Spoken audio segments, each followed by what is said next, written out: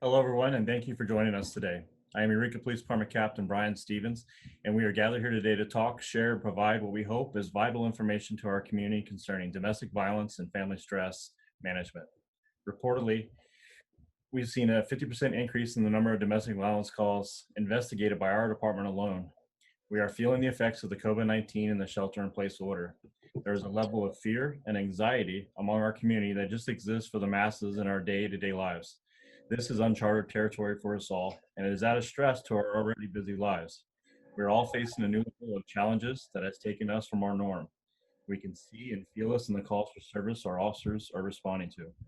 In the last 60 days leading up to the shelter-in-place order, the Eureka Police Department responded to 114 calls for service involving a disturbance between a man and a woman, as well as 18 family disturbance calls.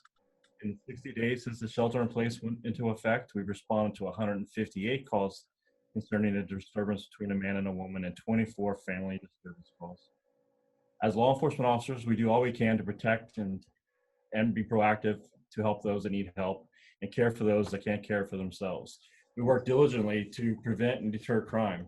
Unfortunately, domestic violence generally happens behind closed doors, within the walls of a home, and generally out of the sight of law enforcement until it reaches a breaking point. We become responsive at this point and can only deal with what has already happened. There are times during minor altercations, law enforcement can intervene, be the voice of reason, provide resources, and advise potential resources to stop future acts of violence. Unfortunately, these opportunities, which produce positive results, are few and far between. So how can we be proactive and be a part of prevention so we don't have to be just reactive to the violence, reactive to the circumstances that have spun out of control? One way is to put together a panel of experts in this field who are passionate about their services and take this unique opportunity to educate and provide answers to common asked questions.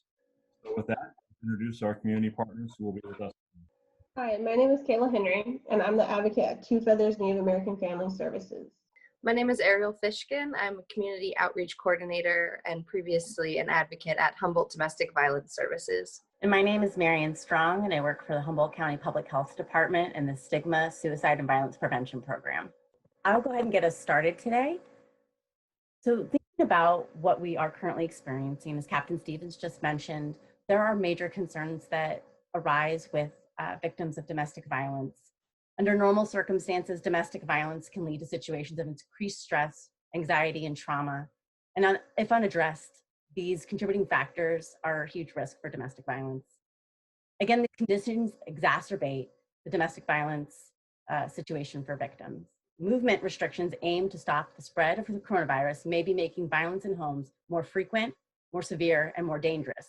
And news reports that we're seeing far and wide indicate that domestic violence has increased, as Captain Stevens just mentioned, in our own community. So let's take a look a little bit further what this means in our community. So Captain Stevens, you had mentioned some very interesting facts about what's happening in our community. Do you have any more information that you can provide to us about what is happening in terms of calls for assistance or the response that Eureka Police Department has to those calls? Yeah, so of the reported calls we've been to, and this comes a lot from, I can give you stats, but a lot of the actual feedback comes from the officers on the street and what they're seeing and feeling when they go to the calls. As far as how Eureka Police Department has been responding to domestic violence calls or disturbances between family members, our response hasn't changed because of COVID. We've made very little changes in the actual response process that we take due to COVID because we still have to serve our community and serve them at the highest level possible. You know, instead of coming into someone's home, if it's secured and it's somebody there alone and they want to make a report, we may ask them to step outside on their front porch or their back porch so they're out of view of the public, just so we don't have to enter a home and put on additional, PPE equipment to protect ourselves and to protect them.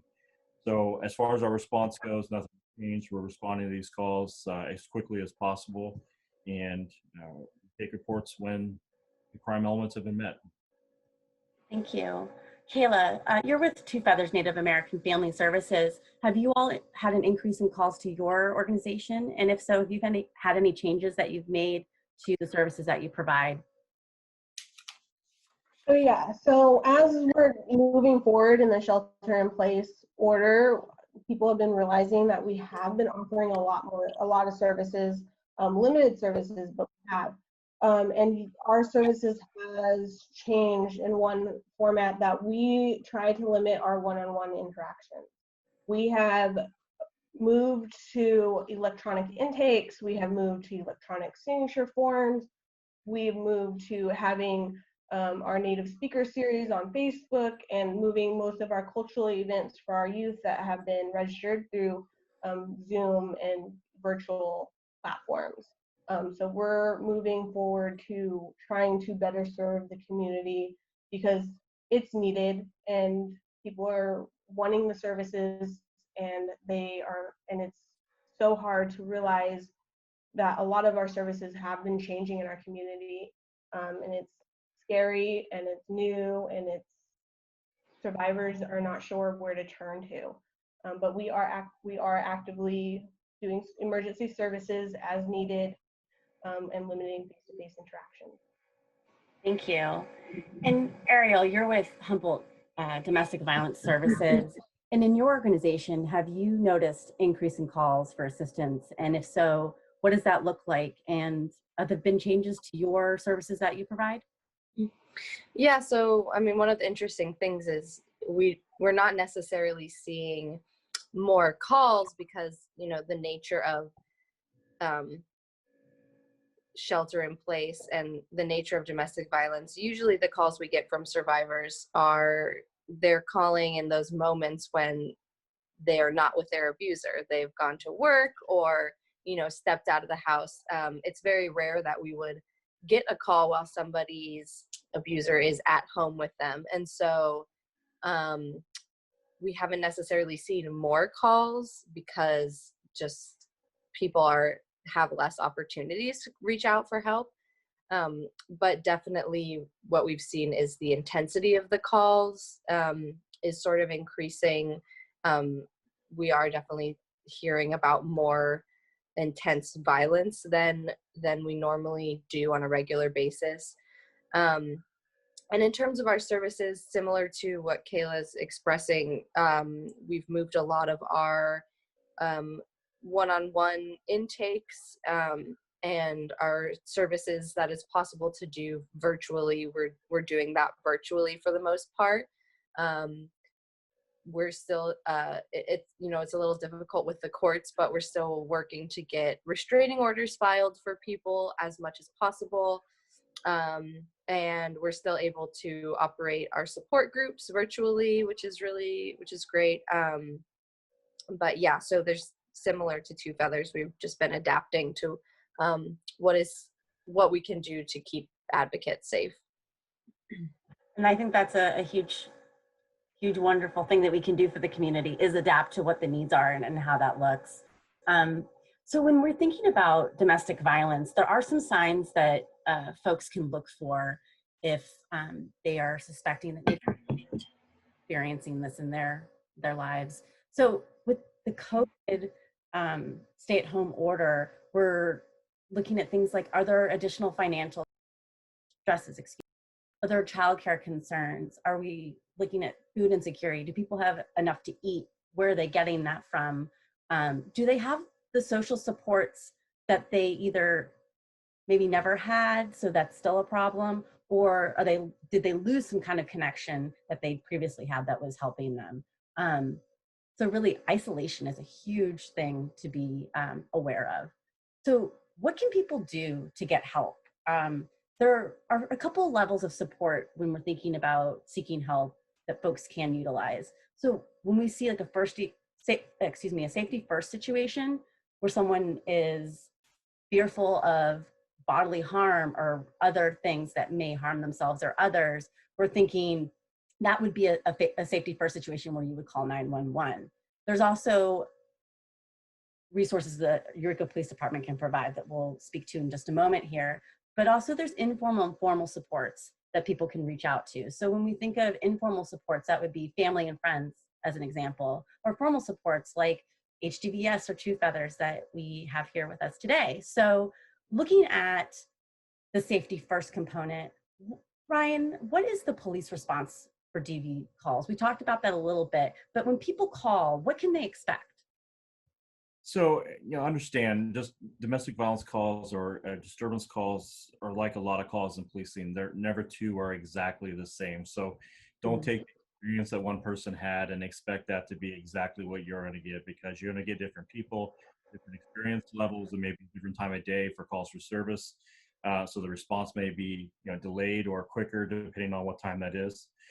But when the disturbance calls come in, received by our dispatch center, they're prioritized by what is known at the time of the call. So only the information that is given to us is the only thing we can use, and our dispatchers are trained to use to actually prioritize that call among the other calls for service that we're getting. As an example, if there is a physical altercation taking place, that would be a priority one call, and our units would respond code 3 to that. Everything else would be set aside, and we would make that our priority and get there as quick as we could. If it was just an active argument or a disturbance situation, generally without any violence, those are priority two calls. So they're still higher on the priority list, but they'd be lesser than life and death dangers or types of calls like that that may come up. And then if it's a cold call, a lot of times, domestic violence calls, they like was mentioned before, it's when the abuser leaves and they finally make the report. So now it's a report call versus an active incident, and those are for the lowest level of response because there's no danger. Someone's just making a report. They may be at the hospital. They may be with an advocate. So that's kind of how they're prioritized when they come into our dispatch center. And again, it doesn't take much for those to change in any direction if it needs to be. Generally, all of domestic violence calls are two officer calls. So we always send two officers. So you'll most likely see two officers each one of these calls unless it's just a report call. Upon the officer's arrival, they do everything they can to separate the parties from one another. This is important not only for everyone's safety, but also so that both sides can feel free to speak to the officer and speak the truth of the intimidation factor taking place of having, the abuser or whatever in the room or close by where they may hear what's being said. And this allows us to get more in-depth information that helps us make a decision as far as what the background is and what has truly happened. Because again, we're walking into an unknown. The only thing we do know is what is told to us and what's been told to us. Domestic violence calls are one of the most dangerous calls for service that officers respond to. So our level of heightened security and safety, you will notice that a lot of times, especially in the very beginning, officers may come in a little more ramped up based on the information we got prior to the call. And then they know as that scene becomes secure and people calm down, they calm down back to a level where a good conversation can happen, the investigation can take place, and we can get to the answers that we need. Sometimes people go into handcuffs. It just matters what happens when we get there, and we have to make sure that that safety factor is in place for all parties involved. Generally, unless there's a clear and evident situation where the abuser is clearly identifiable and we're completely intervening, those handcuffs generally come off once we get the parties separated and we can actually have the conversation. Once the scene's secure and the parties are separated, we'll conduct the interviews. We also look for anybody else that may have witnessed what has happened, because we all know there's two sides to every story. Somewhat, maybe both sides actually contain a little bit of the truth. But if we have an independent party, and that may be a child, that may be a relative that's in the house, or it may have been a passerby or a neighbor who can call who have seen something, then we'll try to interview them too, because that helps clear the picture up for us and helps us move forward with a narrative and a report that if the crime has been committed, it actually makes it more prosecutable for the DA's office. So that kind of leads up to where then we'd have to make a decision. The decision is based on California law says that if there's an injury, then we have to take a report and there has to be an arrest made. That injury can be slight, and we can talk about what all a traumatic injury is later. But if it's just an argument, then we can document those in several ways. Our computer system allows us to have CAD documentation or computerized dispatching documentation. So those history of those calls for service is always there. We always refer back to those. And in writing the reports, there's certain steps and certain sections. We have sections for history of abuse. So we research that to see, is this a continual thing or is this the first time the police have been called? We look for intoxication, whether it's alcohol, drugs, medication, whatever it is. What could be contributing to the incident? Not that it's causing the incident, but what could have contributed to the incident? So we have a narrated template for our officers to use when they write the report to make sure that they're answering all the questions that the district attorney's office needs to help put together a case to prosecute and to help the survivor get the most benefit out of the system itself. Thank you so much. That is all very useful information. Kayla, with Two Feathers, what would you recommend in terms of how people reach out and ask for help? One thing that I would always recommend is to believe, is the biggest thing for survivors, to believe in support. Most survivors are only looking for someone to be there to support them, to not judge them. And if someone reaches out to you and shares their story with you, honor that. Another thing you can do is, if you have a gut reaction, to ask those questions about if you fear that your loved one is being abused, then trust your gut and, ask it. I mean, I've asked several friends, if you know any of me at all, that's one thing that when I see a red flag and I feel like it's something I should try to address with my friends or my family or my loved one or a community member, that's something I'm going to do. And I'm going to know that I might not get the positive feedback for it. I might get resistance, a no, that's not happening, you're just assuming the wrong, and that's okay. And to honor that that's their feelings, and that's something, as long as you trusted your gut and you ask those questions, and if you fear, if you see something in the community and your gut reaction is you need to call 911, then that's something to do, and then trust your community officers to be able to assist you with that. When we're talking about this, it can be really hard. So how would someone ask? What does that look like? What's an example of how you would ask someone if they're experiencing domestic violence? For me, I'll use an example that I did with my friend. I was sitting with her at a restaurant for dinner and her phone just kept constantly ringing and she kept jumping. And I'm like, what's going on? Are you okay? Is everything are you okay? And she was like, yeah, no, I'm fine. She's like, why do you ask? And I was just wondering because I've never seen you jump at your phone. So I'm just kind of wondering, like, that's a key sign. So to identify what you see is important when you talk to a survivor, but also being able to do it in a confidential location where other people aren't hearing it. To be supportive, to not judge, and just to listen if they need that. And sometimes I don't get that reaction from a friend. Sometimes when I talk to my cousins about it, they're like, no, that's not what's happening. Oh, okay. Well, just so you know, I'm here if you ever need anything, I'm here. And no matter what, you can trust me to not go around and tell other people what you tell me. And I'm here to provide any resources that you need also. So being able to know the resources in your community is really helpful when you're talking to a survivor about abuse, and knowing what you're talking about before you do it, and not to push anyone to tell their story to other people that they're not ready for that. And that's one thing, is don't advise something and don't push someone to leave, because that's taking another power from someone else, is to say you have to leave, because that's your gut reaction when you talk to someone, is you need to get out of that relationship. But it's not always an easy thing to do. I know working with tribal people for most of my career, the biggest thing to leaving is understanding, or helping someone is understanding that there are barriers in place that prevent someone from leaving: financial support, homelessness, cultural ties, ceremonies, moving from your whole community, from your family, from your support, is a big thing to understand when you're talking to people too about abuse, is being able to understand that sometimes it's not as easy just to say get out of that relationship. It takes a few times before someone actually leaves, and sometimes knowing that someone has unconditional support is a big thing that helps them each time. And that's one thing when I talk to survivors in my office, is no matter what they choose, I'm going to respect that. If they choose to go back to their partner, I'm still going to be here no matter what they choose. And I'm going to support them, and I'll be polite, and I'll be most of their partners are very open to me talking to them. around them. So that's one thing that I've at least experienced as an advocate, is that as long as you don't judge people and don't push them to do something they're not ready to do, then that's something that they'll always have. And that's one more thing to say, I'm going to leave because I know I'm going to have support.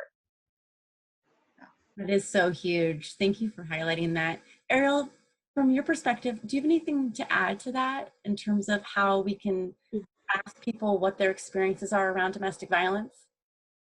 Yeah, I think what I always try and do, when you're an advocate, it's a little more, by the time you're talking to somebody, it's kind of it's not so much of an issue. But when it's an informal situation with just a friend, I really just try and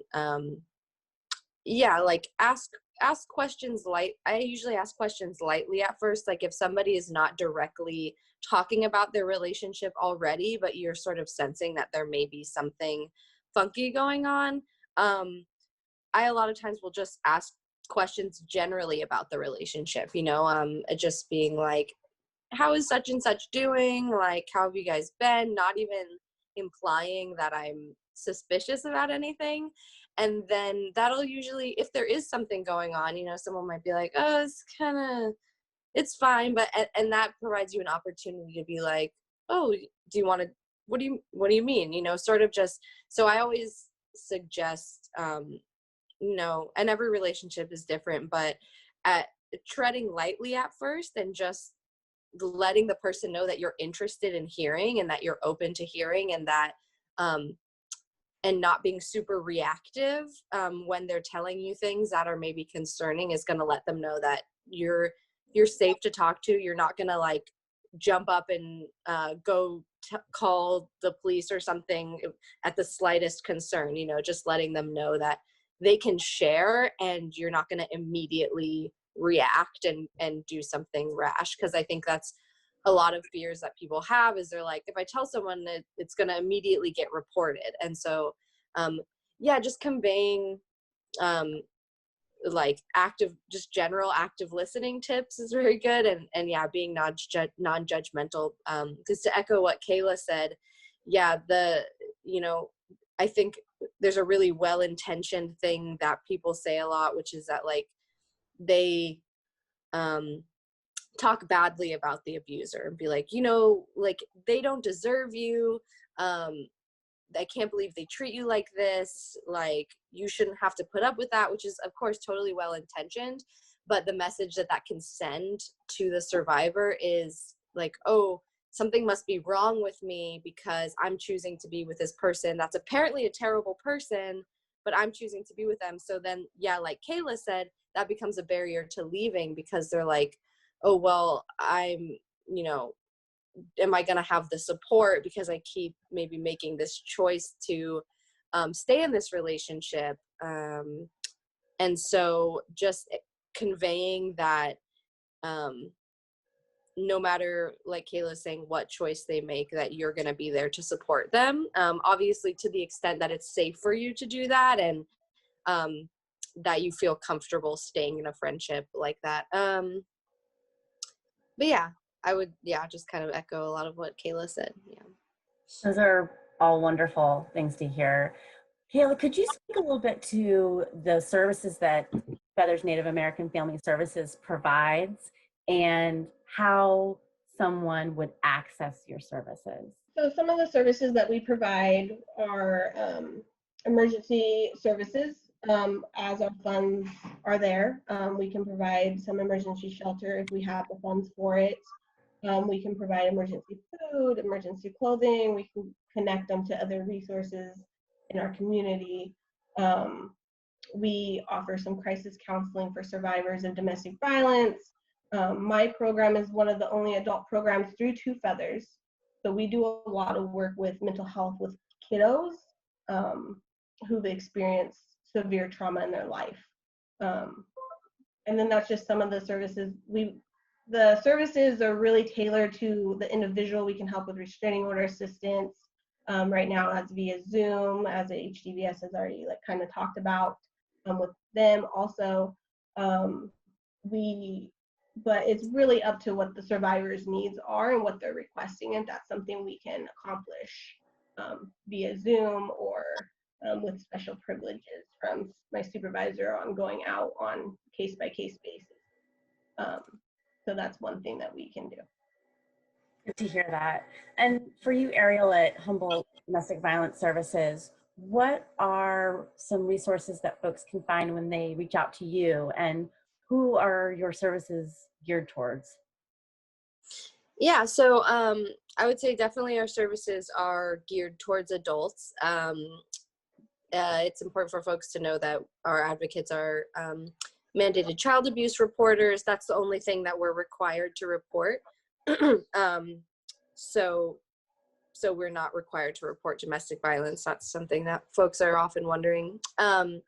But our general services are, one-on-one peer counseling appointments.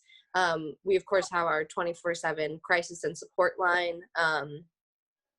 That's probably our most utilized service. And we have our support groups that happen twice a week.